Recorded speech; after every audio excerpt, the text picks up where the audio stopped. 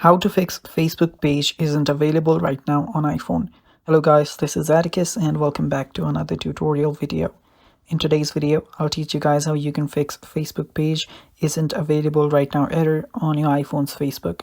So without any further ado, let's dive right into it. First step, open up your Facebook. Then if a page is not loading, simply check for your Wi-Fi. Turn on your Wi-Fi.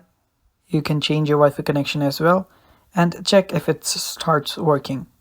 If it does not work, you can head back and then remove it from your background. After you do that, open it up again and try it again and again. After that, you can head over to your settings. If it does not work, scroll down till you find General. Tap on General, scroll down. There you should find iPhone storage. Tap on it. And after you tap on iPhone storage, simply search for Facebook. After you find Facebook, open it up. After you open it up, there you will see an option to offload the app. Offload the app simply and then reinstall it back again. Then head back to your settings. Go to your settings initial page.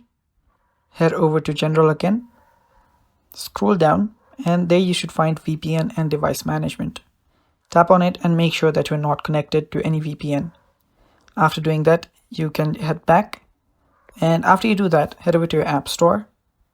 Search for Facebook. After you search for Facebook, we will update the Facebook app. So there you can see if there is an update available instead of the open button, tap on update and update your app. After doing that, your problem should get fixed. Thanks for watching. Stay tuned for more.